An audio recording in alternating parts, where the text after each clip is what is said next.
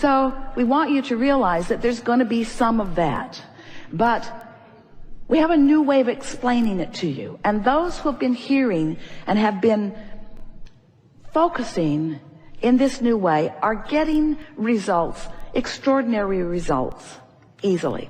So here it is.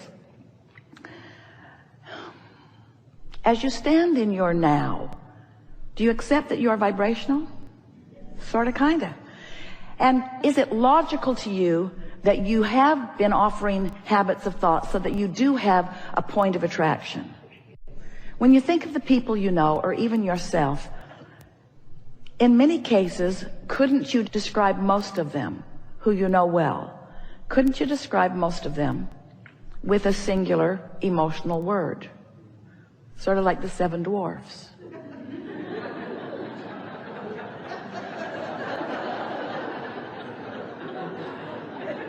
Bashful and happy.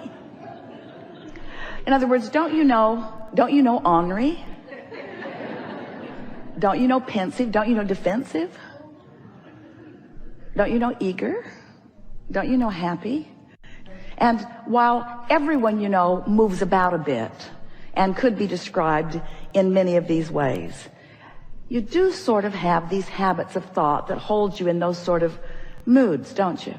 So we would like you to think of those moods or emotions as vibrational points of attraction, just like the emotional scale that we talked about a few years ago, where there's despair and fear and grief, really low feeling vibrations. And then there is revenge, which is an improvement, and anger, which is an improvement still, and overwhelmment and frustration, improvement still. And then you get into hope, and then you get into joy and eager and appreciation and all those good feeling vibrations. So we want you to think of this grid, this point of attraction, this spinning grid, point of attraction, sweeping around, gathering up all cooperative components and bringing you to them and them to you, because creation is really rendezvousing. It's what it is. Your point of attraction causes you to rendezvous with things that are like you, that are of a vibrational frequency that you are at. So if you think of these spinning grid discs, let's just call it the high-flying disc. That's what you want to be on, that high-flying disc. You want to be on the high-flying disc, but sometimes things have happened that make it impossible in this moment, or improbable in this moment, for you to be on the high-flying disc.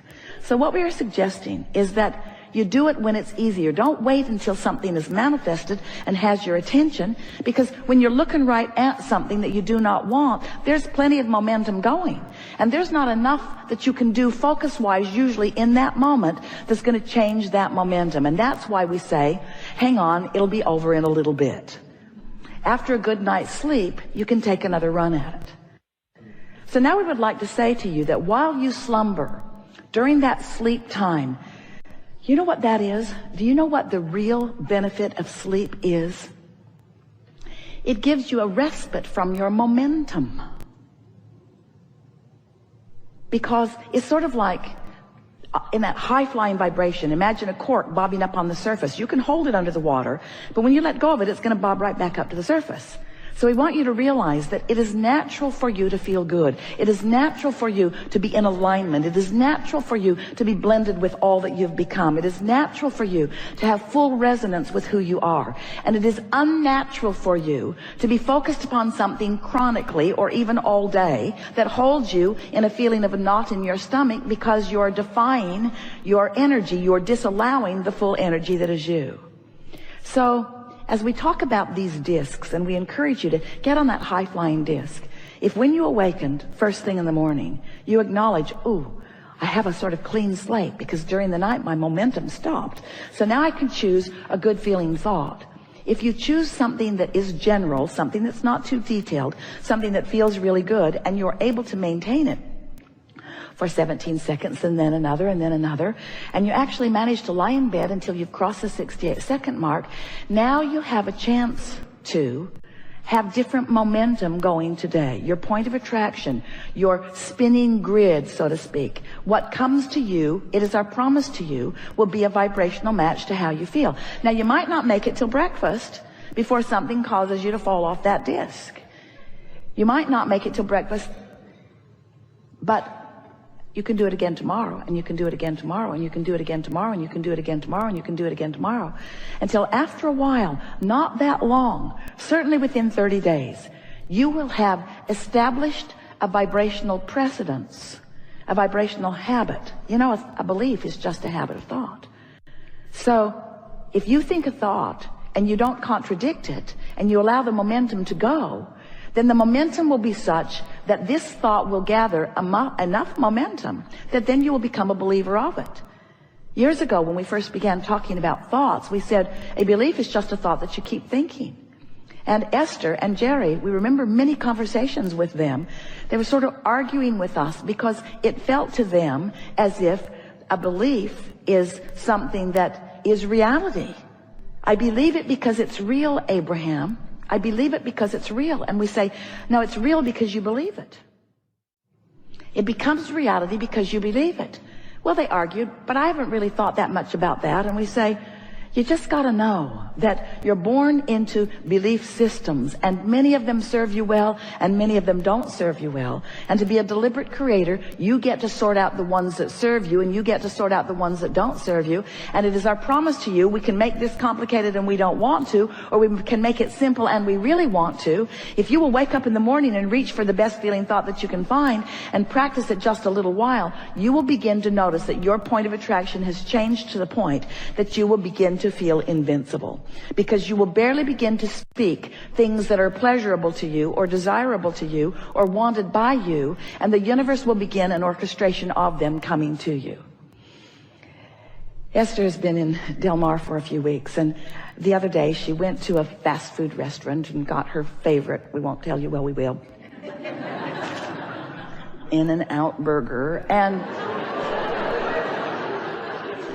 and then went down to Mission Bay to eat it. And she was watching people who had gathered there for fun. There were people on jet skis, there were people on sailboats, there were people sunning, people running, people exercising, people picnicking, all manner of people all over this place. And Esther just sat in her car and enjoyed her burger and watched them, and she was feeling high and invincible. She had been practicing this for a while. She'd been feeling so good. She'd been doing everything that she could think of to put herself in that place of feeling good, and she had good feeling momentum going, really good feeling momentum going. So she's just sitting and enjoying, and then she thought, I wonder how they are feeling. And so she started looking at them with a little more purpose, and no one looked like they felt like she was feeling. And then she thought, well, they've come down here because they want to feel good. I came down here because I did feel good. She thought, I found my high-flying disc and then I came. Where so often, and she remembered of herself as well, I've come here for it to cheer me up. It's different. When you get on your high-flying disc and then, you get on your disc and then you follow the inspiration. Oh, the dynamics, the synergy, the co-creative power, you begin to feel invincible because now you've accessed this energy that creates worlds. You have a leverage that few deliberately harness, but you can. So Esther sat there. She has her notebook and she writes things that occur to her, and she wrote with clarity, universe, show me others who feel like I feel. So now it's time for her to leave, and so she gathers herself up and gets back out onto the roadway. And this roadway goes through a couple of intersections, and then it goes right onto Interstate 5, back to Del Mar where she lives. And as she crossed through the intersection, it was hard for her to get through without clogging it because the traffic was backed up. And as soon as she got through the last intersection, she realized, there must be a problem on the freeway. And there's no escape because everything says no U-turn, and there are no streets to turn off of. In other words, she was now committed to get on the freeway, and the freeway was clearly clogged. She was on the inside lane, and so she immediately just made an illegal U-turn. And so did the car behind her. It was like synchronized illegal driving. And now she's facing the intersection that she had just come through. and happy that she is not on that path of most resistance. She found illegal, we'll give it that, path of least resistance. The man who had been behind her, who is now in front of her because they've turned around, got out of his car, beautiful white hair, smiles that looked bigger than his head, and came to the window of her car and said, I've been driving around here for a long time, and never, ever, ever have I seen anyone follow their gut instinct with such success so quickly.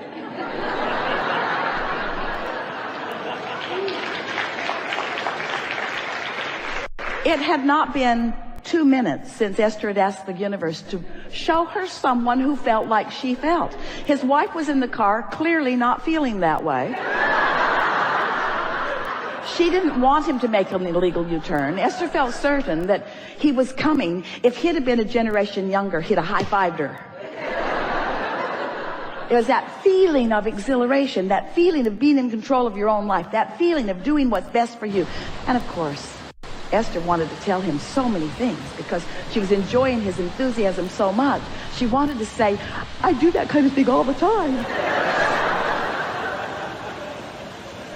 So you get what we're talking about. We're talking about getting tuned in, tapped in, turned on, getting into that place where you're in such vibrational alignment with clarity and knowing and broader perspective that you access the leverage of the energy that creates worlds.